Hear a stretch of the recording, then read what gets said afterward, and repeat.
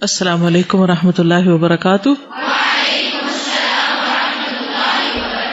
کیا حال ہے سب کا؟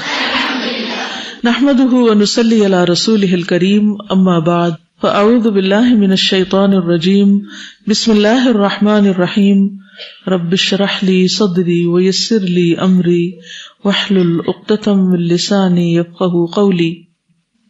آپ میں سے کون چاہتا ہے کہ اس کے 24 گھنٹے عبادت بن جائیں؟ ہم سب چاہتے ہیں۔ آپ میں سے کون چاہتا ہے کہ اس کے دن اور رات کے ہر لمحے پر اس کو اجر ملے؟ الحمدللہ۔ یہ کیسے ممکن ہے؟ یہ اسی وقت ممکن ہے جب ہمارے یہ سارے اوقات اللہ سبحانہ وتعالیٰ کی اطاعت میں گزرے، اس کی فرما برداری میں، اور اس کی اطاعت میں اسی وقت گزر سکتے ہیں جب ہم جانتے ہوں کہ ہم سے اس وقت وہ چاہتا کیا ہے، وہ دن کے آغاز پر کیا چاہتا ہے، وہ دن میں ہم سے کیا کام چاہتا ہے، وہ دن کے اختتام پر ہم سے کیا چاہتا ہے، وہ رات کے وقت ہم سے کیا چاہتا ہے، اور پھر سونے کے بعد جاگنے کے وقت ہم سے وہ کیا چاہتا ہے۔ جب ہمیں یہ سب باتیں پتہ چل جائیں اور ہم ان کے مطابق اپنی زندگی کو ڈھال لیں تو ہی ہماری زندگی عبادت بن سکتی ہے، تو ہی صرف دن کے کاموں پر ہی نہیں، رات کے سونے پر بھی ہمیں اجر مل سکتا ہے، ہمارا رات کا سونا بھی عبادت بن سکتا ہے۔ خوش قسمت ہیں وہ لوگ جو علم حاصل کرتے ہیں اس نیت کے ساتھ کہ وہ اس پر عمل کر سکے، اور عمل اس نیت سے کرتے ہیں کہ ان کا رب ان سے راضی ہو جائے، اور وہ اپنی اس مختصر سی زندگی میں، چھوٹی سی زندگی میں جو گنی چنی ہے، اس زندگی کا ایک ایک دن یادگار دن بنا لیں۔ مومن کے لیے صرف چند دن یادگار نہیں ہوتے۔ مجھ سے اگر کبھی کوئی یہ سوال کرے کہ کوئی اپنا یادگار دن بتائیں تو مجھے حیرت ہوتی کہ کس معنی میں یادگار؟ مومن کا تو ہر دن ہی یادگار ہوتا ہے، اور یادگار ہونا چاہیے۔ ہر دن ایک اسپیشل دن ہونا چاہیے، کیونکہ کسی بھی دن کی اہمیت کچھ کم نہیں، ہر دن بہت اہم ہے۔ لہذا اس وقت اپنی نیتوں کو خالص کرتے ہوئے سراسر صرف اللہ کی رضا کے لیے عمل کی نیت کے ساتھ اس کتاب کو پڑھیں۔ اس میں سے بہت سی معلومات ایسی ہیں جو آپ کو آلریڈی ہیں، آپ جانتے ہیں، لیکن کمی کہاں ہے؟ عمل میں۔ عمل میں کمی کی کچھ وجوہات ہوتی، اس کی ایک بڑی وجہ علم کا نہ ہونا ہے، یا پھر علم کا منظم طریقے پر نہ ہونا، یعنی علم تو ہے لیکن کسی آرگنائز شکل میں نہیں، یا پھر علم ہونا اور عمل کے وقت بھول جانا، اور پھر کبھی یاد ہوتے ہوئے محض سستی کرنا۔ تو بات ہو رہی تھی اس شوق کی، اس ذوق کی کہ ہماری ساری زندگی عبادت بن جائے، ہم ہر وقت اللہ تعالیٰ کی اطاعت میں رہیں اور ان سارے اسباب کو اپنے سے دور کر دیں جو ہمیں اس اطاعت سے دور کرتے ہیں۔ ہمیں اس کا فائدہ کیا ہوگا اگر ہماری ساری زندگی عبادت ہوگی، ہماری ساری زندگی اگر اللہ تعالیٰ کی اطاعت کے مطابق ہوگی تو اس کا فائدہ کیا ہوگا؟ آخرت میں نجات ہوگی اور ہمارا اعمال نامہ وزنی ہو جائے گا، دنیا کی زندگی بھی پرسکون ہوگی، کیونکہ جب ہم اللہ کی نافرمانی کرتے ہیں تو کبھی بھی سکون نہیں پا سکتے، اور اللہ کی اطاعت میں اطمینان ہی اطمینان ہے، سکون ہی سکون ہے، خوشی ہی خوشی۔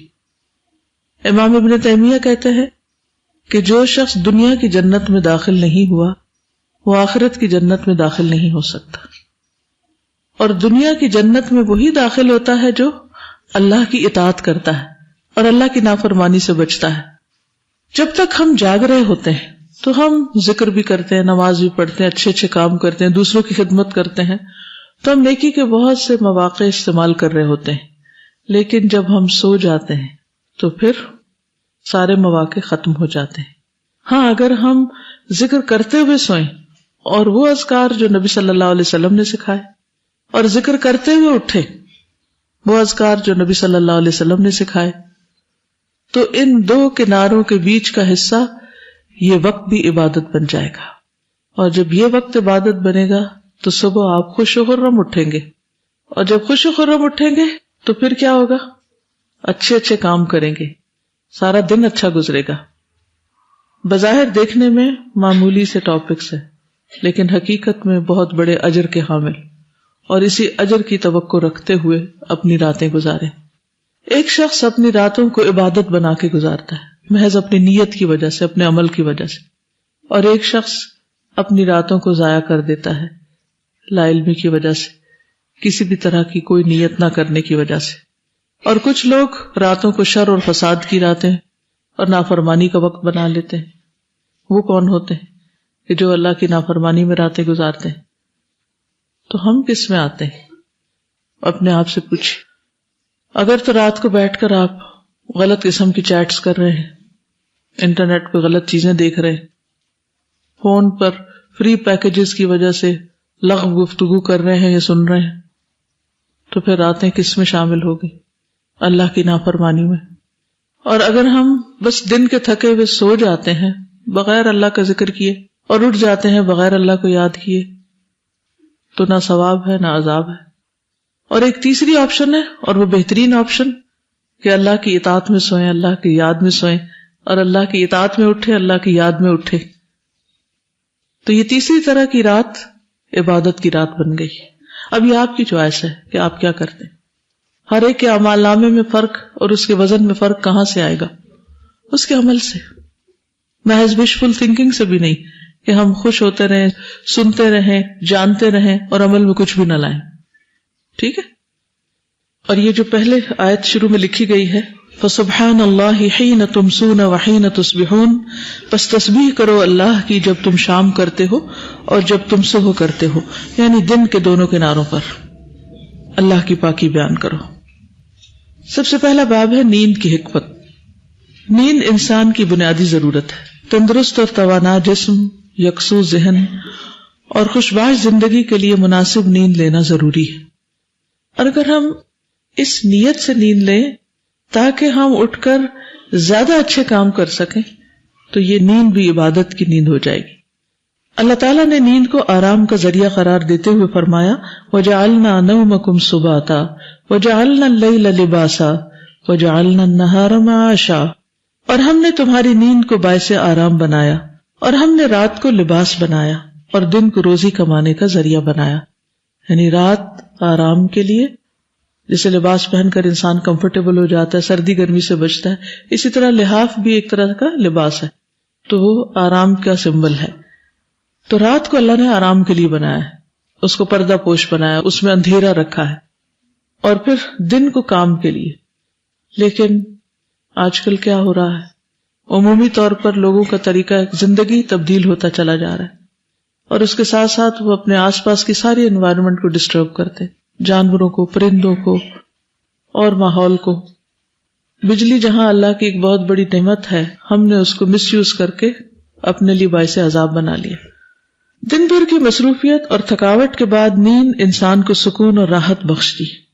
اللہ کی کتنی بڑی نعمت ہے۔ ارشاد باری تعالیٰ ہے، وَمِن رَحْمَتِهِ، یہ وہ رحمت ہے جو ایک حصہ صرف اللہ نے زمین پر اتارا ہے، اس رحمت میں سے من رحمتہ جعل لکم اللیل والنہار لتسکنوا فیہ ولتبتغوا من فضلہ ولعلکم تشکرون، اور اس کی رحمت میں سے ہے کہ اس نے تمہارے لیے رات اور دن بنائے تاکہ تم اس میں سکون حاصل کرو اور تاکہ تم اس کا فضل تلاش کرو۔ اب آیت میں پہلے لیل آ رہا ہے اور پہلے سکون آ رہا ہے، پھر نہار آ رہا ہے، اور پھر تاکہ تم اس کا فضل تلاش کرو، یعنی کام کرو، اور تاکہ تم شکر ادا کرو۔ کس بات پر شکر؟ کہ اللہ نے رات اور دن بنائے، اور پھر اتنی زبردست ٹائم مینجمنٹ کی کہ ایک وقت آرام کے لیے بنایا اور ایک وقت کام کے لیے بنایا، پرفیکٹ بیلنس۔ اور جو شخص اس اصول کے مطابق زندگی بسر کرتا ہے وہ زیادہ پروڈکٹیو انسان ہوتا ہے، زیادہ بہتر طور پر کام کر سکتا ہے، اور زیادہ بہتر صحت کے ساتھ زیادہ اچھے اچھے کاموں میں آگے جا سکتا ہے۔ پھر ہے نیند اللہ کی نشانیوں میں سے ایک قابل ذکر نشانی بھی ہے۔ اللہ تعالیٰ کا ارشاد ہے، وَمِنْ آيَاتِهِ مَنَامُكُمْ بِاللَّيْلِ وَالنَّهَارِ وَابْتِغَاؤُكُمْ مِنْ فَضْلِهِ إِنَّ فِي ذَلِكَ لَآيَاتٍ لِقَوْمٍ يَسْمَعُونَ، اور تمہارا رات اور دن میں سونا، اور دن میں سونے سے مراد قیلولہ ہے، نہ کہ دن بھر سونا، اور اس کے فضل کو تلاش کرنا اس کی نشانیوں میں سے ہے، یعنی دن میں کام کرنا اس کی نشانیوں میں سے ہے۔ بے شک اس میں سننے والوں کے لیے بہت سی نشانیاں ہیں، یعنی جو بات کو غور سے سنتے ہیں، غور و فکر کر سکتے ہیں۔ نیند انسان کو اس قابل بنا دیتی ہے کہ انسان تازہ دم ہو کر دن بھر اپنے کام کاج احسن طریقے سے انجام دے اور اللہ کا شکر کرے، کیونکہ اللہ سبحانہ وتعالیٰ نے یہاں پر وَلَعَلَّكُمْ تَشْكُرُونَ کی بات کی ہے کہ تم شکر ادا کرو، کہ شکر اللہ کا جس نے نیند بنائی، اور شکر اللہ کا کہ جس نے رات کے بعد دن بنایا۔ تو یہ نعمتیں کس لیے ہیں کہ انہیں استعمال کرنے کے ساتھ ساتھ شکر ادا کر۔ شکر گزاری کا بہترین طریقہ یہ ہے کہ انسان ہر موقع پر اللہ تعالیٰ کو یاد رکھے۔ یعنی شکر گزاری کیسے؟ ہمارے اوقات اللہ کی یاد میں گزرے اور اس کی رضا کے مطابق اپنے صبح و شام بسر کرے، یہ ہے شکر گزاری۔ تو اس میں کرنے کے کام کیا ہیں؟ نتائج نکالیے، کیا سمجھ میں آئی؟ کیا کریں؟ What to do؟ رات کو سونا چاہیے، پہلا سبق، ٹھیک ہے۔ دوسرا سبق، دن کو کام کرنا چاہیے۔ پہلا سبق، رات کو سونا چاہیے۔ دوسرا، دن کو کام کرنا چاہیے۔ تیسرا، شاباش، کام کرنا چاہیے تاکہ اللہ تعالیٰ کا فضل تلاش کرے، ٹھیک ہے نا۔ ان نعمتوں پر اللہ تعالیٰ کا شکر ادا کرنا چاہیے اور اللہ تعالیٰ کی نشانیوں پر غور و فکر کرنا چاہیے اور دن میں قیلولہ کرنا چاہیے۔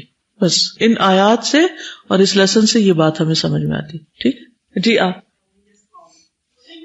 اللہ کی باتیں سننی بھی چاہیے، صرف پڑھنی نہیں، سننی بھی چاہیے۔ یعنی آپ سوچ رہے ہوں گے کہ یہ باتیں تو ہم خود بھی بیٹھ کے گھر میں کتاب پڑھ سکتے تھے، مجھے آج کسی نے کہا یہ 4 دن آپ کیا کریں گی، یہ تو چھوٹی سی کتاب ہے، یعنی 1 گھنٹے میں آپ ساری کتاب پڑھ سکتے ہیں، کوئی مسئلہ نہیں۔ لیکن خود پڑھنے میں اور سب کے ساتھ مل کر پڑھنے میں اور پھر پڑھتے ہوئے غور و فکر کرنے میں اور پھر عمل کی نیت سے پڑھنے میں بہت فرق ہے۔ انفارمیشن کا حاصل کرنا بہت آسان ہے، لیکن اس کو ڈائجسٹ کر کے اس کو اپنے عمل میں لانا، اپنی عادات کو تبدیل کرنا انتہائی مشکل کام ہے۔ تو اس کے لیے تو 4